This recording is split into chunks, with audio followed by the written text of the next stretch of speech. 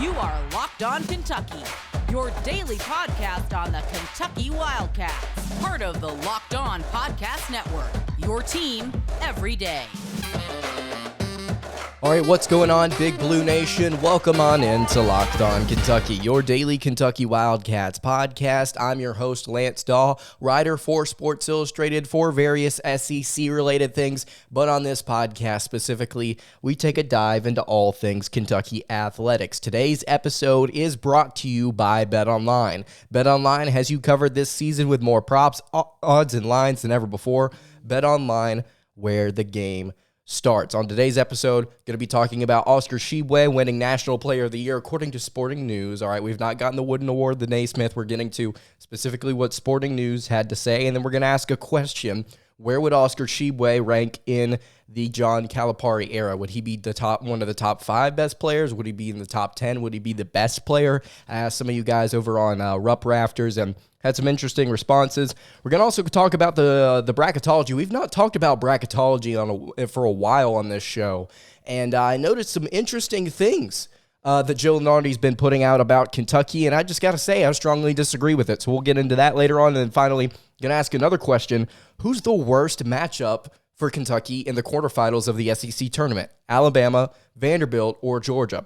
Going to get to that later on in the show. Thank you so much for making Locked On Kentucky your first listen every single day. I want to remind everybody that we are free and available on all podcast platforms. And a quick programming note, there will be no episode tomorrow. I will be traveling to Tampa for the SEC tournament. Going to be covering it in Tampa. It's going to be a lot of fun. I'm really excited about it. But no episode Friday. There will be an episode Monday to potentially recap an SEC title victory for the Wildcats. We'll have to hold out hope, but let's go ahead and get into it here. Oscar Tshiebwe wins National Player of the Year according to Sporting News. Tshiebwe is just the second Wildcat to earn the honor in the publication's long-standing history. This is something that the press release said on Kentucky Athletics website, the Kentucky Athletics website. The Sporting News has crowned a Player of the Year dating back to 1943, and Kentucky's only other winner was Anthony Davis in 2012. We're going to be talking about Davis a little bit more here in just a second. But some more interesting notes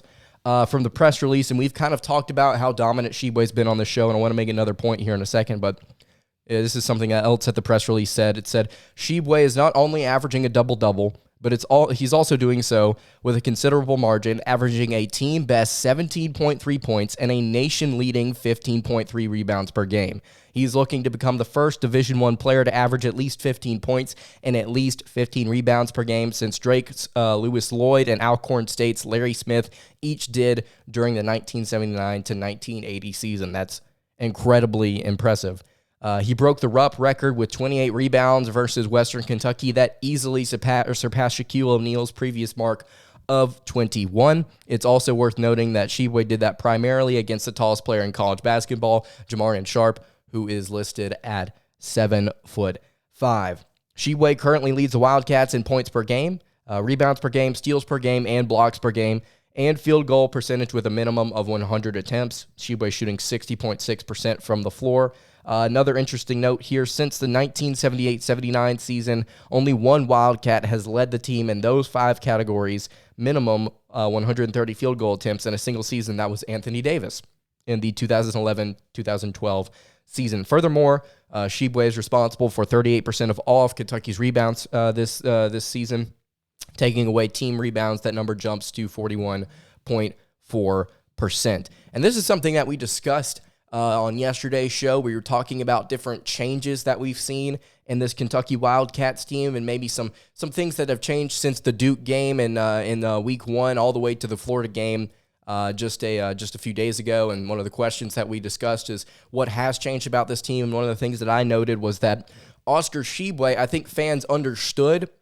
the talent that we had. I think fans understood what type of player Tshiebwe was, but I don't think people were able to grasp the consistency that he was able to bring every single night. I don't think fans truly, myself included, understood what he was capable of doing consistency-wise. I think everybody knew that he was talented. I think everybody knew that he was an offensive rebounder, very talented in the post, but I don't think fans knew what this guy was capable of for an entire season. And this is actually something that one of y'all mentioned on Rupp Rafters whenever I asked the question, where would Tshiebwe rank in the John Calipari era? Would he rank in your top 5, top 10, whatever? Somebody noted, it's like, I'm still numb to the fact that this guy is averaging over 15 rebounds per game, and he's played so consistent this season.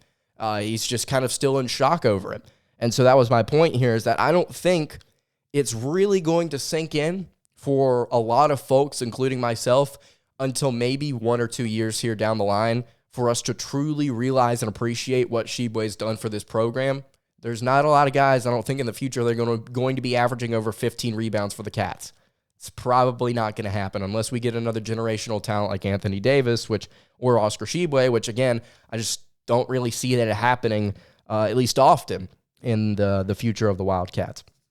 So again, I asked the question, where would Tshiebwe rank in your mind in the John Calipari era? Would he be a top 10 player? Would he be a top 5 player? I asked you guys, and there were several responses over on Rupp Rafters. 5 people said that you would have him as the best player of the John Calipari era. 14 different people said he's the second best player behind Anthony Davis, and 6 of you said he's at least a top 5 player. And then several of you also just commented about how just talented he is and how good he's been for the team this season, and about how important he is to the lineup and what would happen if you took him out. And there was something that one of the mods on Rupp Rafters said that I wanted to quote here, that I thought was just a phenomenal point in a response to this question. He said, quote, "I'm sure it will depend on how far this team goes. For me, I've got to put Anthony Davis at the top of the list because he was a generational talent and he won Kentucky a title. Oscar might be second right now for me just because of his elite rebounding and ability to change the game, and his unexpected scoring ability pushes him higher as well. Now, I'm not necessarily talking about talent or NBA potential. I'm talking about the best college player at Kentucky. Oscar is right up there." And then he gave his list of his top guys: Anthony Davis, Oscar Tshiebwe, Karl Anthony Towns, John Wall, DeMarcus Cousins, De'Aaron Fox, Murray, Jamal Murray, that is, and Tyler Ulis. That was his list. I really like that list, by the way. I think it was a really, really good list. But I thought it was a really good point there. And this is something that I clarified in the post itself. This is not necessarily talking about what these guys are going to do in the NBA. This is not necessarily talking about who your favorite player is. Although I'd be interested to see who you guys, who some of your favorite players are from the John Calipari era. But this is specifically talking about relevant to Kentucky while Calipari has been here. Is he the best player that we've gotten to see come through the program? And I'm not willing to make that conclusion yet, and I think the mod made a really good point here, is I would like to see how far this team goes in the postseason. I expect they run deep, and I expect that they make the Elite Eight, make the Final Four, somewhere around there. Would be disappointed if we saw something less than that. If we saw Sweet 16 and we got bounced by like Arizona or Gonzaga or somebody like that, some really, really high-profile team, I would understand it. But I think that Tshiebwe is going to be able to carry this team into the postseason and carry them a long way. So at the end of the day, if that happens, is he the best player to ever come through the program, at least in the John Calipari era? I think there's an argument to be made for it. And I know that a lot of people out there will say, not only was Davis incredibly efficient on the defensive end, he was also more flashy. I would say that he is more flashy than Oscar Tshiebwe was, and so that made him he looked like a more athletic, more complete player. And while I would say that's fair, there are certain aspects of Davis's game there are certain aspects of Tshiebwe's game that Anthony Davis doesn't have. And also, I think that you look at it from a consistency standpoint.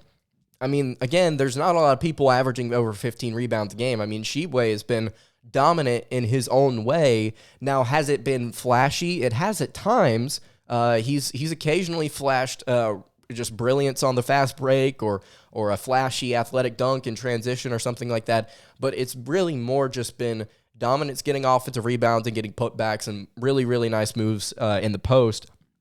I would say that he's not the flashiest player to come through the program since Cal has been here, but he's certainly, I think, top 3. I think I'm comfortable saying that he's top 3. Now, is he top 2? Is he the best player to come through the program? Let's wait and let's come back to that conversation after the NCAA tournament ends. All right, speaking of the NCAA tournament, talking about the bracketology, there's some interesting things going on in the bracketology world right now in terms of projections. A lot of questions about who's going to be that fourth number one seed. You've got your three best teams. You've got Gonzaga, you've got Arizona, and you've got, man, why is the third team completely slipping my mind right now? I think, no, Duke is not up there. Duke, Wisconsin, Auburn, and Kentucky are on the 4 line.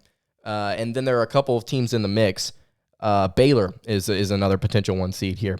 But we're going to talk about Kentucky and their bracketology in just a second. But before we do that, I want to tell you guys about our friends at StatHero.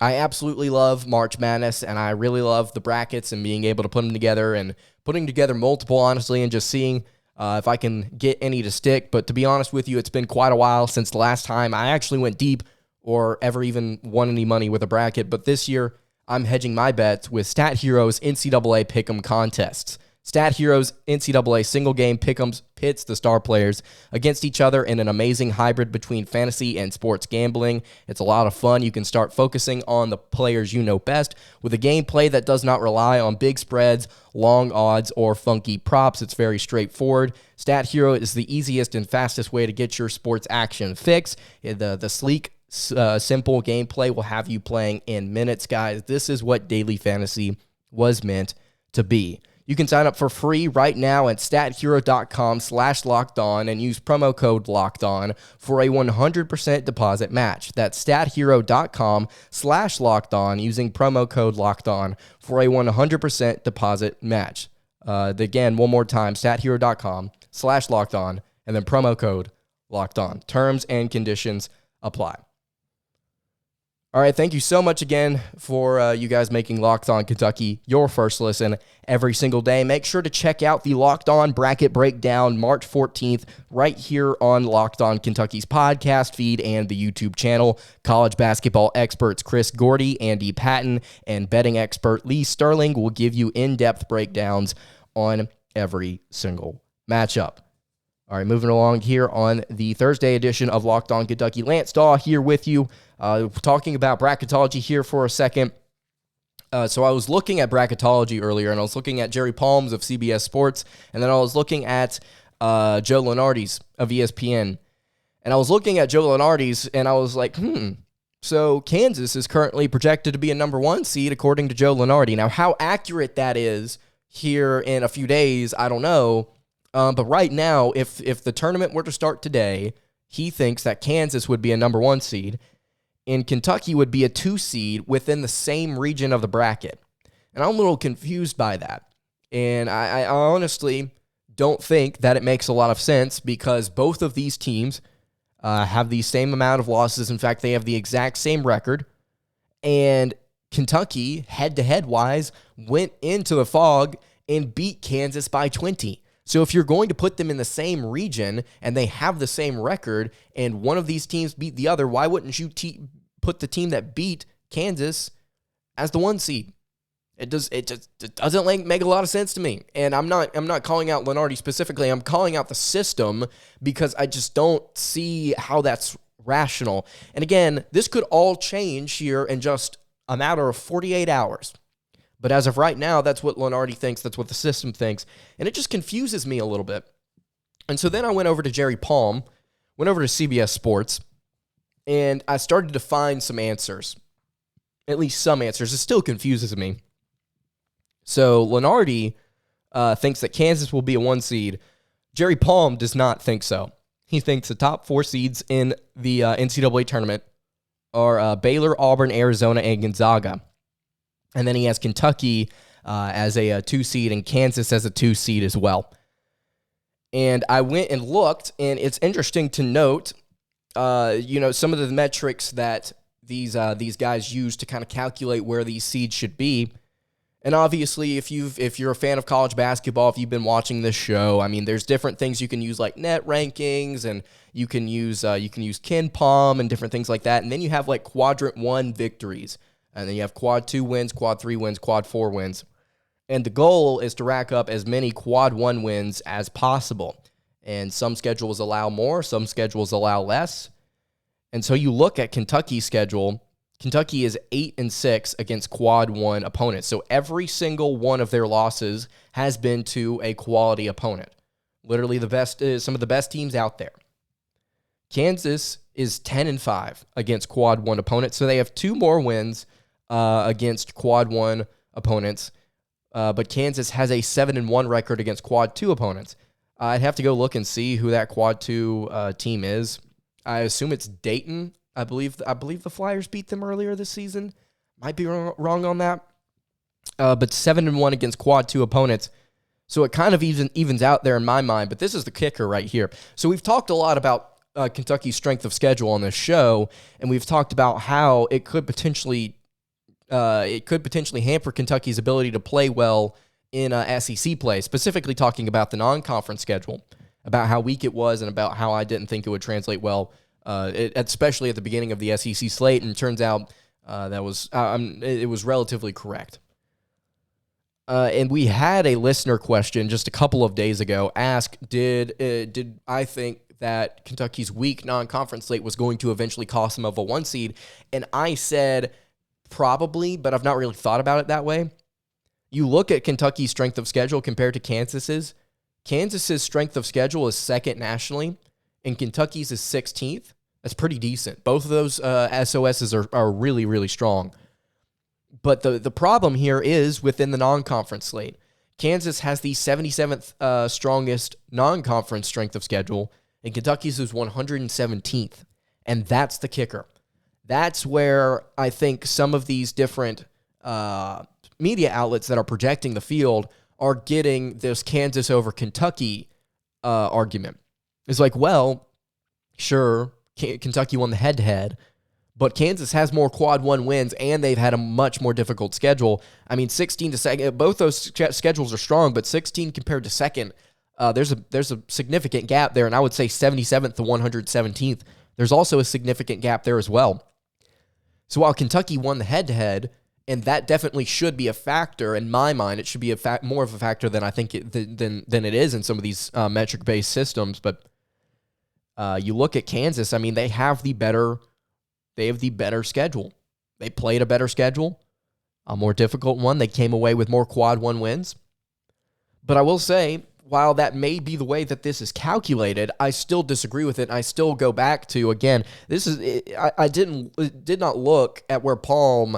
Well, obviously, Palm can't have Kansas and Kentucky within the same region because they're both 2 seeds. But I mean, you look at the ESPN one with Joe Lunardi, it confuses me for him to go and put all of these different projections in and acknowledge, yes, Kentucky beat Kansas by 20 on the road, but I'm still going to put the Jayhawks over the Wildcats in the same region. That's just weird to me. For you to come away with that conclusion. It's just confusing. It's a little weird to me. I don't really get it. If you've got any thoughts on this, leave them in the YouTube comments below. If you're listening on podcast format, you can hit me on the socials at LockedOnUK. Give me your thoughts on the bracketology. Give me your thoughts on Oscar Tshiebwe. And then I also want you to give me your thoughts on this question right here. Who is the worst matchup for Kentucky in the quarterfinals of the SEC tournament? Going to talk about that more in depth in just a second. But first, I want to tell you guys about our friends at Run Your Pool. March Madness, only just a couple of weeks away. Actually, less than that now that I'm really thinking about it. That means you really need to start. If you haven't already, you really need to start to think about where you're going to be running your brackets this year. Are you going for the usual, or are you going for the best? Well, we've done our homework here at Locked On Kentucky, and we are running our brackets with RunYourPool.com. If you've got a business, Run Your Pool can help you take some of that madness magic and play alongside your employees or even gain customers. Run Your Pool also has options to edit scoring. They've got different game types. They offer more intel to make your picks. It's all stuff that you won't find at ESPN or CBS. And clearly, we believe in Run Your Pool because, like I said, we here are running our brackets there ourselves. There's no truer test than that. And if you want to play against us for a shot at a cash prize, you can join us at runyourpool.com/lockedon. And while you're there, you can create your own pool for your friends and your family. Enter Pure Madness at checkout for $10 off your custom pool. All the rules and details will be available there. That's runyourpool.com/lockedon for your chance to win a cash prize. We look forward to seeing and beating you there. Also want to tell you guys about our friends at BetOnline. Football is over for this season. It's a shame. But basketball, however, is in full steam for both pro and college hoops, one of the best times of the year. From all the latest odds, totals, player performance props, where the next fired head coach is going to land, betonline.net is the number one spot for all of your sports betting needs. BetOnline also remains the best spot for all of your sports scores, podcasts, and news this season. And it's not just basketball. In fact, betonline.net is your source for hockey, boxing, and UFC odds as well. You can head to the website today or use your mobile device to learn more about the trends and the action. That's BetOnline, where the game starts. All right, wrapping up the Thursday edition of Locked On Kentucky. Lance Dawe here with you. Kind of teased it coming in. The question here: who is the worst matchup for Kentucky in the quarterfinals of the SEC tournament? There are 3 different teams that Kentucky could potentially play. If you've already printed out a bracket for the SEC tournament, I've linked it over the past couple of episodes. I've got it right here with me if you're watching on YouTube. You can hear it in the background of the audio episode as well. Got it printed out in front of me. There are 3 different teams that Kentucky can play. They can either play Alabama, who has already received a bye and will be playing in the second round of the SEC tournament, or they can play Georgia or Vanderbilt, who play in the opening round, the first round of the SEC tournament. So just going over here, I want to go over 2 teams because at the time of this recording, Georgia and Vanderbilt have not played, but I'd be willing to bet the Bulldogs lose to the Commodores, so I'm just going to talk specifically about Vanderbilt and Alabama here. Which of these teams would you be more afraid of seeing in the quarterfinals, Vanderbilt or Alabama? I want to go over this briefly here. I don't want to take up too much of y'all's time. I'd really like to hear your thoughts on this. And if we come back tomorrow and I'm just completely dead wrong and Georgia somehow won that game, they are not getting past Alabama. So it makes the question here relatively easy. But Alabama, when you look at them, obviously played Kentucky relatively close both times that they played. Eventually lost by, I believe, 11 at home, and then lost by 9 on the road at Rupp Arena. Alabama can shoot, but they're incredibly inconsistent. They're really, really good at hitting the 2-point shot. We've talked about their offense before, that 5-out system that Nate Oates likes to run, likes to spread the floor, likes to run a lot, likes to shoot a lot of threes. Spacing is space and pace, actually very important in Nate Oates' system. They really rely on high percentage looks, very similar to LSU. And the fact that they take a lot of threes, straightaway threes, corner threes, and then they also take layups. One of the best teams in the nation at hitting 2-point shots, but one of the worst teams in the country at hitting 3-point shots, but they take so many more threes than twos, it's insane. In fact, they took 30 against the Wildcats in the first time these 2 teams played. Incredibly inconsistent. They're going to need that 3-point shot to win against the Wildcats. And they're not playing well entering the tournament either. They're 2-3 in their last 5 games, and their defense has been relatively porous all season. But they're averaging 77.6 points allowed per game over their last 6 games. They're not playing well on defense right now. They're not playing cohesive. Their guards are scoring. They're not shooting well from 3. And I don't know if you watched it. Texas A&M went into Coleman Coliseum and ran away with a victory over the Crimson Tide just a couple of games ago. 87-71, I believe, was the final score of that game. It was one of those where it's just like, whoa. Like, Alabama's falling apart here down the stretch. At least it looks like it to me. Who knows, though? They're one of those teams where everybody's been like, oh, well, they beat Gonzaga, and they beat Houston, and they beat this team, and they beat, I don't even know. But still, I'm not buying into this Crimson Tide team because I don't think they're peaking, and I don't think that they have enough to really make a run either in the SEC tournament or the NCAA tournament. So right now, if we had to play Alabama, I think it would be a fun game, but I don't think it's one of those where I'm scared or will be scared with like 15 minutes left.